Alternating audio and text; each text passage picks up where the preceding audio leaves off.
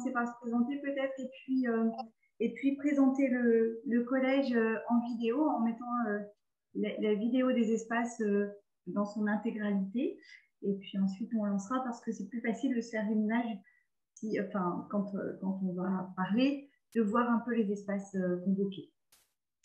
Donc, nous sommes en pointe bretonne, hein, dans le Finistère à Brest. Et donc, Marie Geoffroy, directrice adjointe du collège Jaoué à Brest, hein, que je vais laisser se présenter. Oui, bonjour à tous. Donc, en effet, Marie Geoffroy est directrice adjointe du collège Jaoué, hein, qui fait partie, en effet, d'un grand ensemble scolaire, mais un collège avec un projet bien particulier sur lequel on pourra échanger juste après la vidéo. Voilà. Donc, je vais essayer de partager la vidéo avec vous. Voilà, est-ce que ça marche? Oui, ça fonctionne. Oui, ça fonctionne. Bonjour. Merci. Alors, normalement, il y avait une petite musique. Il n'y a pas de musique? Là, il n'y a pas de musique, mais ce n'est pas grave. Moi, j'ai la musique.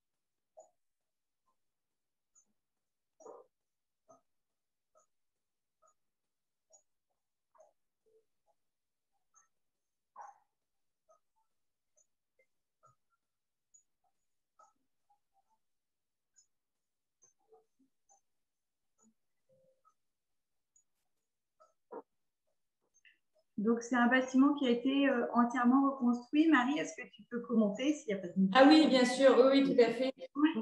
C'est un bâtiment que nous avons pensé et réalisé et terminé il y a 2 ans, avec une réflexion initiée il y a 4 ans. Voilà, où on a retravaillé espace de vie, espace de travail, avec une construction de bâtiments bien particulière. Voilà, et là, c'était la visite guidée par des élèves de 6e. Alors, est-ce que tu peux dire de quand date cette reconstruction au niveau des espaces, en partant des espaces d'abord? Oui, bien sûr. Donc, le projet de rénovation immobilière a été initié il y a 4 ans, où on a partagé avec les élèves, et ça, je crois que c'est vraiment important, on a mis vraiment dans la boucle de la réflexion une commission élève, parce que, on les a pensés évidemment au centre de ces bâtiments, qui est bien plus qu'un bâtiment, bien sûr. Donc, plusieurs élèves, tous représentants des 4 niveaux de classe, puisque l'intérêt, c'était de pouvoir croiser les regards des nouveaux arrivants, élèves de 6e, et ceux aussi des élèves de 3e qui avaient déjà passé 4 ans dans cet ancien établissement, qui avait la richesse de l'histoire, mais aussi qui avait vraiment besoin d'une vraie rénovation. Et on s'est dit, eh bien, on a la chance de pouvoir construire un nouveau bâtiment, eh bien, autant en faire aussi un vrai projet, un vrai levier de réflexion, et de se dire, eh bien, tout simplement, comment a-t-on envie, tous, élèves et enseignants, comment a-t-on envie de travailler demain dans des espaces que nous pourrions vraiment complètement penser. Donc, les enfants ont en effet, à notre grand étonnement, on s'attendait en fait à beaucoup de fantaisie, et ça n'a pas été le cas. Ils ont vraiment déjà été, je pense, très flattés et vraiment très, très contents que leurs paroles soient prises en compte. Donc, ils ont apporté un regard très, très riche et très différent d'une autre en termes de vision. Voilà, nous, on voit les choses en tant qu'adultes, enseignants, mais pas que. Dans la boucle, il n'y avait pas que les enseignants, c'était vraiment toute la communauté éducative. Et là, les enfants, c'était un regard complémentaire. Donc, c'est vrai qu'aujourd'hui, on a un bâtiment qui nous ressemble, sur lequel on va pouvoir en effet revenir. Mais ça, je crois que c'est important de se dire qu'on a un bâtiment dans lequel, d'une, on a plaisir à vivre, à enseigner et qui ressemble vraiment à la façon dont on a envie de vivre. Quels ont été les apports justement des élèves? Qu'est-ce qui, dans le projet des espaces architecturaux, enfin au niveau architecture, qu'est-ce qu'ils ont pu apporter? Alors déjà, ils avaient envie, comme tu l'as dit Marilyn en début, on est à Brest. Alors certes, tout au bout, et souvent il y a beaucoup de vent, beaucoup de pluie, hein, je crois que c'est important de le dire. Et c'est aussi une ville très, très minérale, comme je pouvais le dire en préambule. Et donc les enfants avaient tout de suite ont eu envie de verdure, que ce bâtiment, il soit porteur d'un message écologique, mais aussi qu'il y ait de la végétation. Donc c'est vrai qu'en partage avec l'architecte, c'est quelque chose qu'on a très vite mis en avant. Et aujourd'hui, on a sur la devanture de notre établissement toute une treille avec une végétation qui est en train de s'épanouir. Et c'est vraiment très agréable. C'est-à-dire c'est une végétation qu'on voit tout de suite. Ce n'est pas un pot de fleurs, ce n'est pas la jardinière que l'on peut éventuellement mettre de temps en temps. Là, c'est vraiment une végétation qui évolue toute l'année et qui apporte vraiment de la verdure dans un quartier qui est un petit peu, en effet, gris. Donc ça, c'était une de leurs demandes. Ensuite, ils avaient aussi envie de calme. Et ça, c'était très, très étonnant. Ils nous ont dit, voilà, on a envie que ce bâtiment, il soit calme pour que l'on qu'on y travaille dans de bonnes conditions. Par exemple, ils ont très vite dit qu'ils ne voulaient pas de couloir. Hein. Les couloirs dans un bâtiment scolaire, c'est vrai que ce n'est pas forcément un lieu très agréable et très sécurisant. Et en plus, c'est très sonore souvent. Et c'est vrai qu'on a réussi, alors évidemment, hein, grâce au professionnalisme de l'architecte, de pouvoir concevoir un bâtiment où il n'y a pas de couloir. Toutes les circulations se font par une coursive extérieure et les circulations intérieures, eh bien, comme vous avez pu le voir dans la vidéo, on passe d'une pièce à l'autre directement. Alors, par exemple, on passe directement de la salle de permanence au CDI. Hein, il y avait une vraie logique et ça aussi, c'était une demande des enfants. Merci.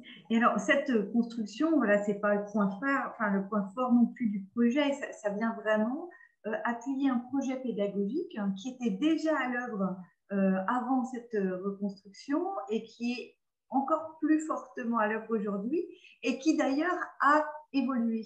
Est-ce que tu peux nous faire part de ce projet là où chaque élève peut aller à son rythme? Voilà, oui, c'est vrai qu'on a la chance d'avoir un petit collège où on peut voir, alors peut-être, voilà, en tout cas, on a une proximité très importante et on a à cœur, on l'a tous, hein, ce souhait de répondre aux besoins des élèves que l'on reçoit, hein, que ce soit des besoins particuliers dans le rythme d'apprentissage, dans leurs besoins aussi de pouvoir être entendus, dans leurs besoins de travailler différemment. Alors, c'est vrai que le bâtiment en tant que tel y répond et on vient d'en parler, mais il y a aussi évidemment de pouvoir répondre à leurs besoins d'une autre façon, c'est-à-dire en pouvant proposer des rythmes différents. Et ça, c'est vrai que c'est une réflexion que l'on mène maintenant depuis un peu plus d'1 an et demi, c'est-à-dire comment, encore plus qu'aujourd'hui, répondre aux besoins croissants de différence, de pouvoir répondre à des besoins différents, avec des enfants en effet qui viennent avec richesse et fragilité, et qui arrivent tous pour un collège qu'on appelle très souvent un collège unique, mais qui n'a d'unique que de nom, puisqu'en effet, on doit vraiment prendre en considération leurs besoins. Donc, avec l'équipe du Collège Jaoué, eh bien, en effet, on s'est mis autour de la table et on s'est dit, eh bien, voilà, comment faire pour proposer aujourd'hui des parcours et des rythmes différents aux enfants. Eh bien, en travaillant notamment sur une différenciation de rythme sur le cycle 4. La 6e, en sachant que voilà, on a préservé dans la proposition qui va voir le jour en septembre prochain, dans la réflexion, on s'est dit, ben, voilà, on garde notre classe de 6e telle qu'elle est aujourd'hui, puisqu'elle a vocation à accueillir, à pouvoir poser pas mal de bases, de pouvoir poser le cadre de travail. Et donc, on s'est tourné vraiment sur la vision et surtout de retravailler ce cycle 4 qui est aujourd'hui proposé sur 3 années, sur 3 années scolaires. Et donc, à la rentrée prochaine, nous allons proposer à des élèves qui, aujourd'hui, sont ceux que l'on peut désigner comme des enfants qui travaillent vite, qui comprennent très vite et qui ont tendance à s'ennuyer et qui témoignent d'une certaine forme de souffrance. On peut les appeler des fois les décrocheurs silencieux, des fois ils ne sont pas silencieux, ils témoignent aussi de leur souffrance. Et donc de se dire, comment peut-on leur proposer un rythme avec une émulation, avec un apport, pas seulement dans le rythme, mais évidemment dans le contenu des cours. Et donc, à la rentrée prochaine, ces élèves qui seront quelques unités certainement, on leur proposera de faire l'année de 5e et 4e en un an, mais sans saut de classe, c'est-à-dire que ces élèves de 5e resteront avec leurs pairs, donc avec leur groupe classe dans certaines matières, et rejoindront les élèves de 4e pour d'autres disciplines, où là, en effet, on va organiser en barrette les cours de mathématiques, de français, d'anglais, de SVT et sciences physiques. Donc, c'est vrai que sur ces disciplines, les enfants seront avec des élèves de 4e pour pouvoir justement apporter une émulation supplémentaire, mais sans oublier que ce sont encore de jeunes enfants qui ont des copains, ils sont arrivés en 6e avec leurs copains, qui sont attachés aussi à ses camarades, et donc de pouvoir poursuivre dans certaines disciplines les apprentissages tels que les arts, l'EPS, la LV2. Voilà, donc c'est une proposition qui voit le jour l'année prochaine, qui aujourd'hui est une proposition vraiment très très modeste parce qu'on n'a pas la prétention de dire encore, on n'a pas de recul, mais on a une vraie envie. L'équipe a à cœur de pouvoir proposer une alternative à ce qui est proposé aujourd'hui. Voilà, donc on espère. Alors évidemment, on s'est rapproché d'établissements qui ont vécu et qui ont pu nous aussi nous apporter leur éclairage sur ces propositions-là. Et puis aujourd'hui, on va mener notre histoire et notre proposition. Et est-ce que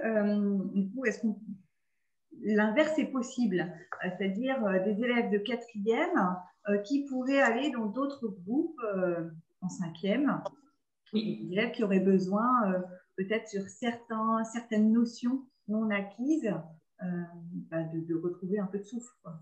Exactement, complètement. L'organisation que nous avons prévue permet en effet l'ascendant, mais aussi les descendants, alors sans aucun jugement péjoratif, mais c'est vraiment de pouvoir assurer des passages, soit ponctuels, alors c'est en effet ce que tu évoques, la possibilité sur une notion, dans une discipline, de pouvoir rejoindre, puisqu'on est sur une construction spiralaire dans la majorité des disciplines, du cycle 4, de pouvoir se réentendre, se faire réexpliquer et prendre le temps de cela. Oui, c'est tout à fait possible. Alors, il y a une question dans le fil de discussion, effectivement, et l'histoire. Tout à fait. Alors, l'histoire, c'est vraiment une discipline sur laquelle, évidemment, on s'est penché, puisque c'est une discipline qui n'est pas sur une construction spiralaire, comme le sont les autres disciplines que j'ai pu évoquer.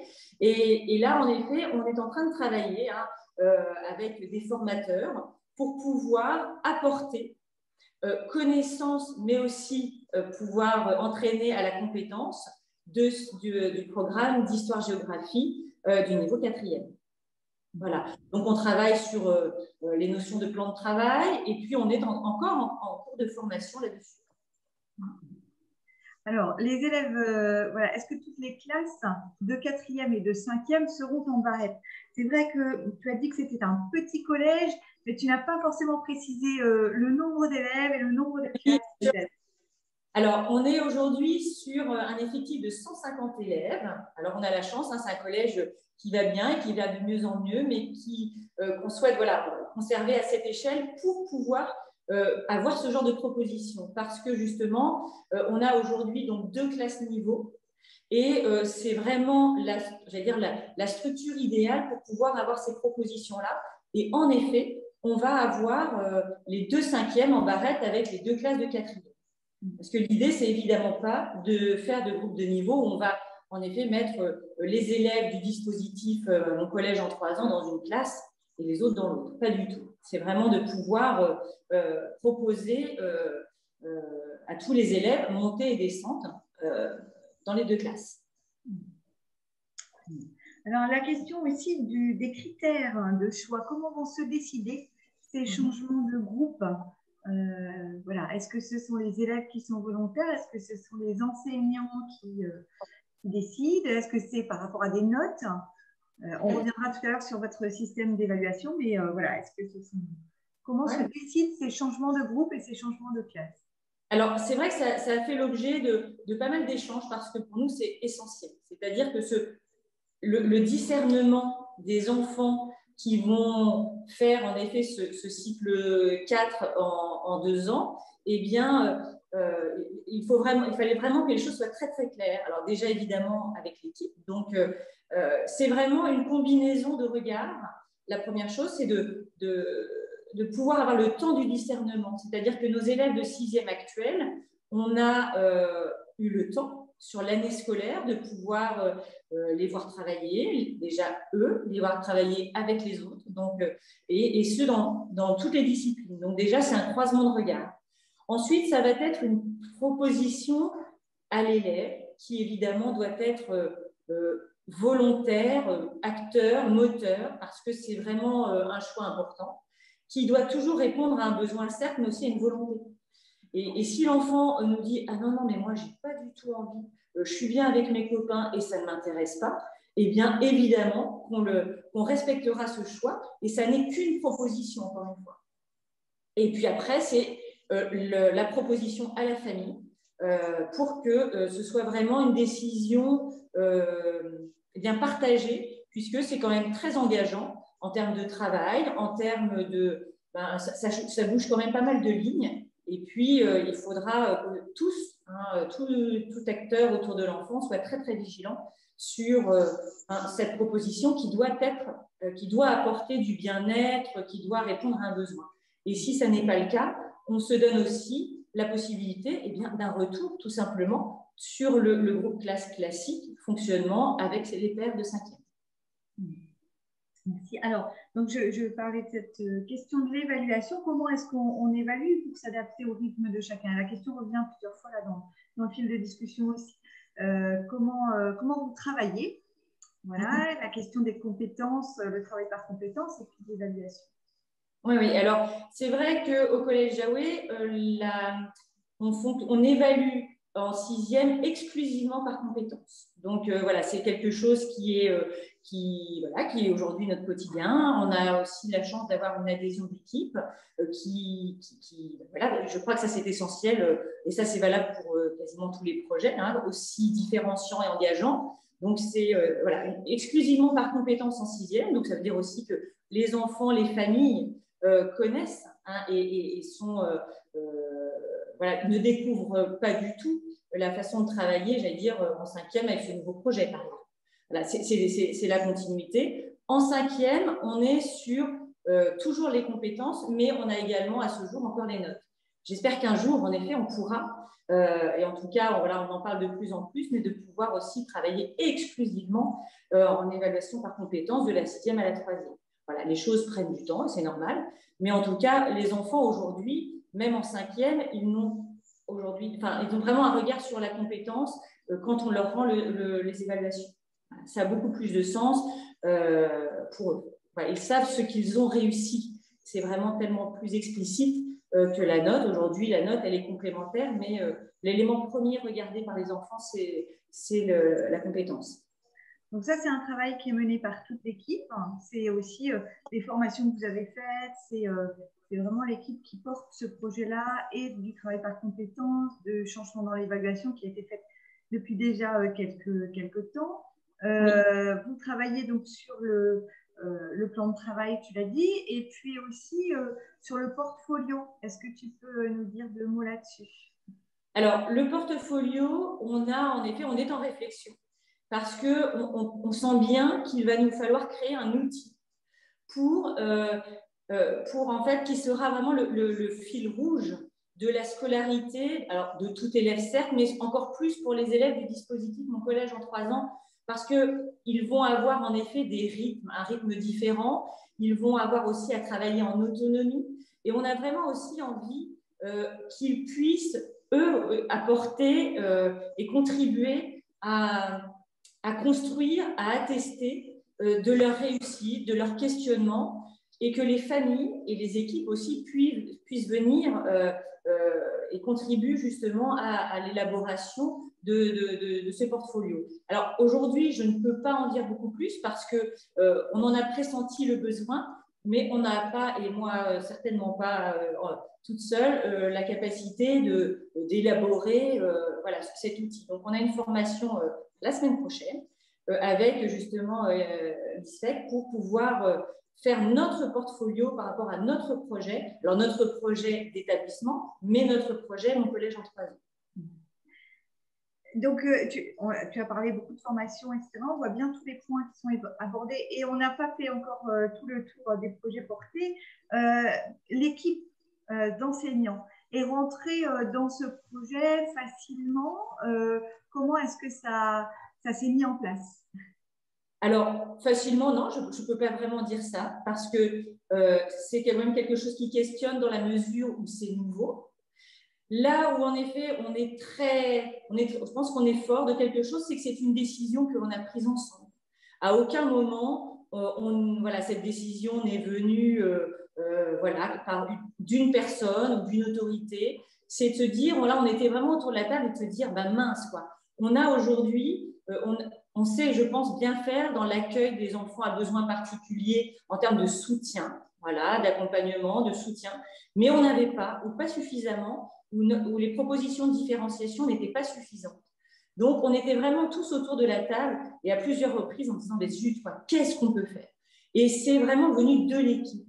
Et à chaque fois qu'on a en effet un questionnement, comme on a la chance d'avoir une petite équipe, on peut se réunir facilement.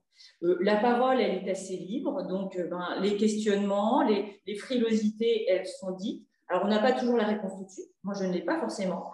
Voilà, M. Guiou, chez l'établissement non plus. Donc, on se dit, voilà, on s'entoure, on se questionne, on va voir aussi vers des gens qui ont pu vivre ce genre d'expérience, sans pour autant, comme le disait Jérôme, de faire du copier-coller. Il n'était pas du tout question de ça. Parce que donc, voilà, notre petit collège, il a son histoire, et puis on sent bien qu'on a, voilà, on a des ressources et on sait aussi vers quoi on a envie d'aller. Combien il y a d'enseignants dans l'équipe? Alors, ce n'est pas facile à compter parce qu'on enseigne tous sur collège, lycée, voire l'enseignement supérieur. Donc, je dirais, allez, une petite vingtaine. Voilà. Donc, c'est vrai que c'est beaucoup plus facile pour travailler autour de projets comme celui-ci. Et le groupe, le groupe d'enseignants, du coup, s'est élargi pour pouvoir avoir des enseignants aussi en barrette pour l'année prochaine. Voilà, parce que ce projet, il ne peut fonctionner que si on a suffisamment de ressources d'enseignants, puisqu'en effet, il faut 2 enseignants dans chaque discipline du dispositif où il y a les barrettes. Voilà. Donc, en effet, c'est aussi, après, c'est s'entourer d'une équipe qui sera plus élargie, mais qu'il faut convaincre aussi. Un des points forts aussi du collège, c'est la pédagogie de projet. C'est-à-dire que la différenciation, elle se fait par la coopération dans la classe, on l'a vu, par l'aménagement des espaces. Ils travaillent en îlot, ils ont des outils coopératifs, mais il y a également la pédagogie de projet avec notamment un gros projet tous les ans autour du projet Imagine. Est-ce que tu peux en dire 2 mots également? Alors c'est toujours pour avoir un maximum, une vision toujours très, très complémentaire de chaque élève et de les faire travailler en projet, en équipe. C'est vraiment génial parce qu'on les voit. Et quand je dis on les voit, ça veut dire que nous, enseignants, en fait, on fait un pas de côté et on se veut aussi juste accompagnants, observateurs, facilitateurs, mais c'est de les mettre eux en action Et donc, en effet, là, depuis, c'est la 3e année qu'on développe ces projets. Alors, les projets Imagine, en fait, ça vient d'une rencontre avec une journaliste qui s'appelle Frédérique Bedos et qui aujourd'hui est la présidente de l'association qui souhaite, sur sa branche éducation, faire développer dans les écoles cette envie de développer des projets à vocation écologique, solidaire. Voilà, c'est assez large. Mais l'idée, c'est de mettre le groupe classe en action autour d'un projet dont ils sont à l'initiative et qu'ils développent tout au long de l'année, en développant dans la classe le qui fait quoi, le travail par rétroplanning, la méthodologie, vraiment la méthodologie de projet, comme on peut le faire dans des entreprises ou dans des classes bien plus élevées que ceux du collège, où il se fixe une production finale, un projet, une réalisation. Et ça, vraiment, ça apporte une émulation et une cohésion dans les classes très, très importante, parce qu'on est obligé de travailler avec celui avec qui on n'est pas forcément très copain, mais comme il fait partie de mon service com ou comme il est co-décideur pour telle et telle chose, voilà. Donc ça, on le fait de la 6e à la 3e dans toutes nos classes. Et à la fin de l'année, on a l'équipe parisienne qui vient au collège et il y a un temps de restitution où on remet un diplôme de l'engagement éco-citoyen. Et ça, c'est aussi une très jolie reconnaissance. Et au-delà de ça, ça développe évidemment chez chaque enfant une envie d'apporter quelque chose sur son territoire. Parce que là, très souvent, ce sont des projets qu'on décline sur le territoire brestois. C'est pas la peine d'aller des fois très, très loin. Et ça, c'est vraiment, en tout cas, moi, dans ma responsabilité, ou les professeurs principaux ou les professeurs, on est assez fans de ces projets-là. Merci. Alors, je pense que on a fait le tour, mais très, très rapidement de ce qui peut être proposé là, au Collège Yahweh et du projet d'aménagement des espaces. Est-ce qu'il y a des questions? Il y a des questions dans la discussion. Est-ce qu'il y en a qui veulent prendre la parole pour poser des questions également?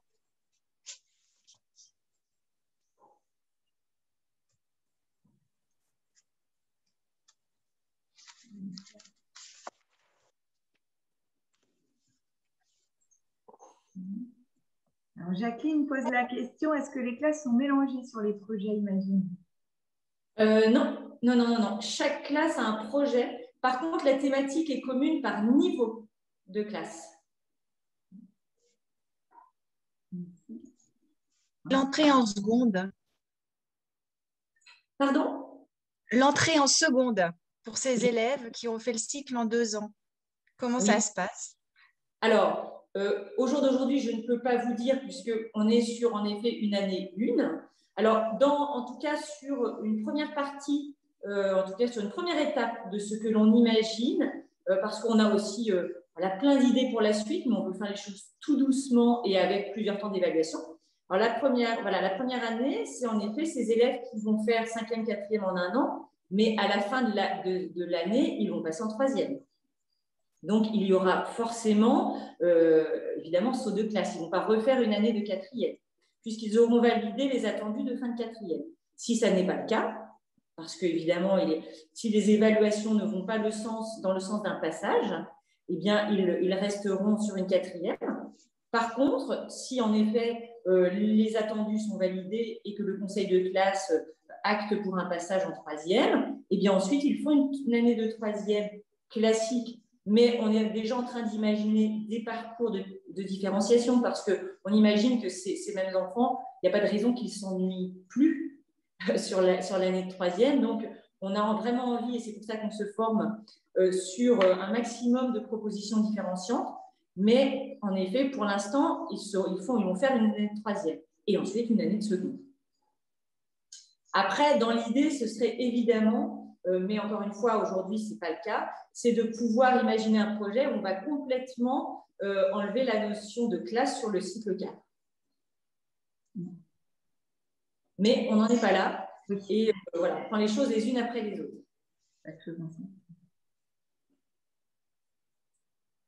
Merci. Est-ce qu'il y a d'autres questions?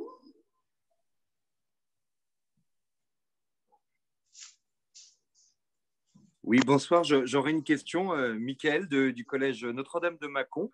Je voulais savoir si pour les élèves donc, qui vont bénéficier de ce système des cinquièmes, donc qui vont passer en quatrième, ne serait-ce que ponctuellement, est-ce que vous avez envisagé un système de tutorat d'élèves de quatrième qui chapeauterait un petit peu les élèves de cinquième? Voilà. Ah, alors, pas sous cette forme de tutorat, mais c'est une très bonne idée. Non, on n'a pas en effet encore évoqué cela. Par contre, le tutorat accompagnement adulte, oui. Nous avons donc 2 enseignants qui viennent en soutien du projet, qui ne sont pas enseignants dans une discipline. Enfin, j'enlève ce que j'ai dit.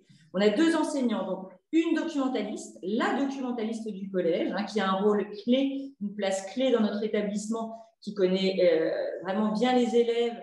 Et puis, c'est aussi un lieu très important, le CDI. Donc, voilà, cette personne va venir en relais, tutorat, accompagnement, aux côtés également d'une autre enseignante du dispositif de réussite éducative. Et là, vraiment, l'idée, c'est d'accompagner les enfants, mais de façon assez large, tant sur voilà, l'accompagnement, le comment ça va, quoi, tout simplement. Est-ce que tout ça, comment tu le vis, avec vraiment sur une fois semaine, vraiment une fois semaine, un créneau pour bien accompagner, essayer de mesurer l'apport, mais aussi peut-être les limites. Mais pour l'instant, côté élève, non, on n'a pas évoqué, mais encore une fois, je note. Je vous remercie. Merci à vous. Avez-vous une idée du nombre d'élèves concernés dès l'année prochaine? Alors, une petite idée, oui. Alors, nous, on en a pressenti 2. Hein, vous voyez, c'est vraiment très. Et on n'a pas du tout encore communiqué ni à l'élève ni aux familles, parce qu'on n'a pas encore tout à fait fini l'année et on veut être tous bien sûrs de cette proposition. Et alors, je ne vous cache pas que cette proposition, évidemment, elle intéresse. Hein, donc, on a aussi des demandes de l'extérieur. Donc, c'est vrai que ces familles qui viennent, donc, qui ont inscrit leurs enfants en 5e l'année prochaine parce que ce dispositif les intéresse, eh bien, on se laisse le temps de tout le premier trimestre d'observation. Parce que c'est certainement pas sur bulletin, encore une fois, ou sur dossier scolaire qu'on va prendre la décision, mais bien de voir l'enfant, l'élève travailler, évoluer avant de pouvoir proposer. Donc, on ne sait pas encore très bien. Et peut-être qu'on n'est pas parti vraiment de toute l'origine du projet non plus. Parce que Marie-Odile repose la question, est-ce que vous accueillez des élèves en situation de handicap et comment vivent-ils cette proposition? Et ce petit collège qui est dans un quartier, on n'a pas non plus situé vraiment dans quel quartier était ce collège, le collège Jaouet, et ce public accueilli jusqu'à présent et cette mixité souhaitée en fait par ce projet également. Est-ce que juste un petit mot rapidement et puis après on va devoir clore. Oui, bien sûr. C'est vrai que c'était aussi, ça faisait partie des constats, c'est-à-dire que ce petit collège où on accueille bien, excusez-moi, parce que je vois. Oui, ça va vite. Hein. Voilà. On accueille bien les enfants en situation de handicap, le handicap large, la difficulté au sens large. C'était aussi l'envie de pouvoir continuer à avoir une vraie hétérogénéité et ne pas avoir, vraiment d'accueillir tous les besoins et pas un besoin. Alors, je sais que c'est très... Mais sinon, je pourrais dire plein de choses. Je vous partage dans le fil de discussion un Padlet qui vous permettra de déposer votre note d'étonnement pour dire un peu ce que vous avez pensé, ressenti, ce que vous retenez de ce projet. Merci beaucoup à tous pour votre participation. Merci beaucoup. Merci beaucoup, Marie. Merci.